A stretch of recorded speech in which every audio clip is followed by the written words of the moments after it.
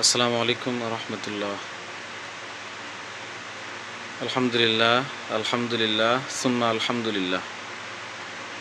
আজ 26শে মে 2025 বাংলাদেশ জামাত ইসলামীর সাবেক কেন্দ্রীয় ভারপ্রাপ্ত সেক্রেটারি জেনারেল এটিএম আজহারুল ইসলামের আপিলের রায় ঘোষণা ছিল, রায় দেওয়ার কথা ছিল। আলহামদুলিল্লাহ, ইতিমধ্যেই আমরা জানতে পেরেছি যে আপিল বিভাগ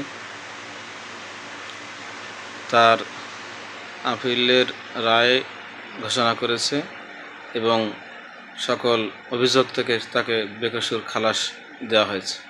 সকল অভিযোগ থেকে তিনি মুক্ত হলেন। অতি শীঘ্রই তিনি মুক্ত বাতাসে বাংলার জমিনে আবার